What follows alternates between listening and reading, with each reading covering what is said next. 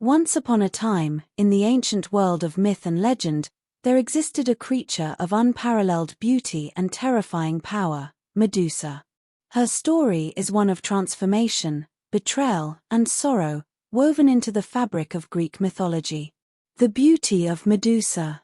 In the ancient world, there existed a young woman whose beauty was said to rival that of the gods themselves.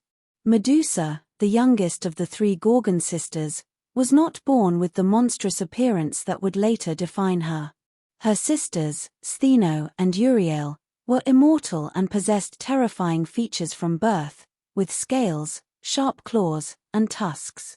In contrast, Medusa's beauty was breathtaking.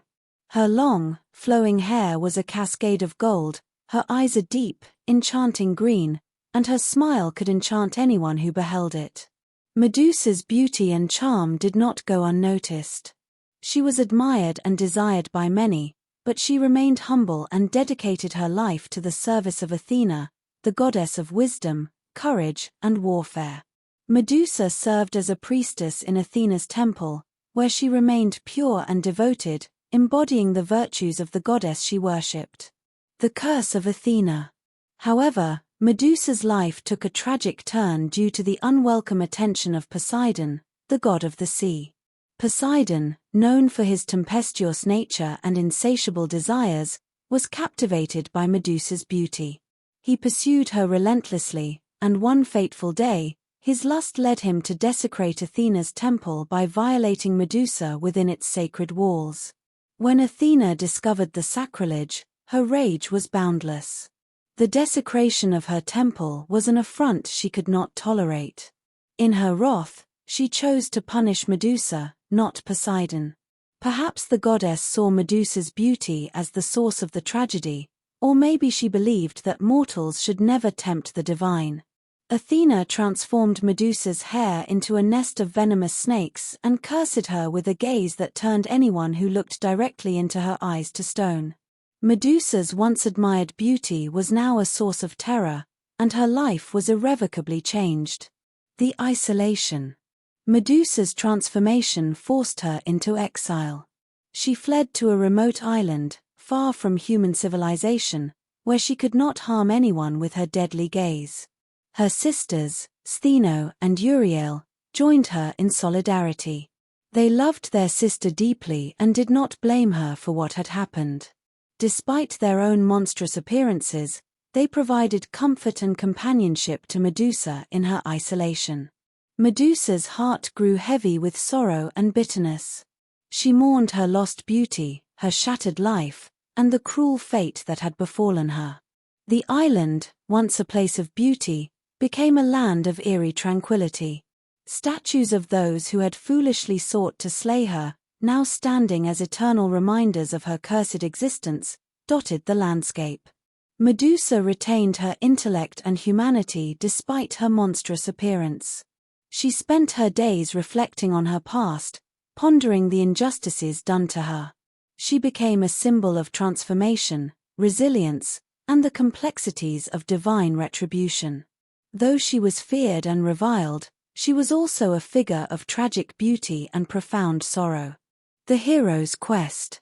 Medusa's tale took a dramatic turn when Perseus, a young hero, embarked on a perilous quest to slay her. Perseus was the son of Zeus, the king of the gods, and Danae, a mortal woman.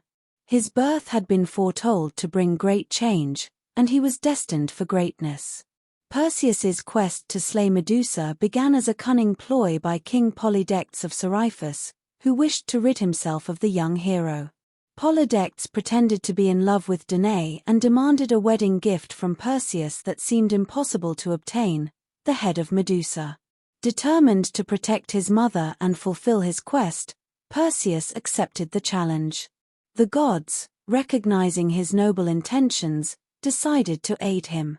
Athena, despite her role in Medusa's curse, provided him with a polished shield that could be used as a mirror to avoid direct eye contact with Medusa. Hermes, the messenger god, gave him winged sandals to fly, a magical satchel to carry Medusa's head, and a sword sharp enough to decapitate her. The final confrontation. Perseus journeyed to Medusa's island, navigating through treacherous terrain and evading the petrified remains of her previous victims. His approach was careful and calculated. As he neared Medusa's lair, he used the reflective surface of his shield to guide his steps, ensuring he would not meet her deadly gaze.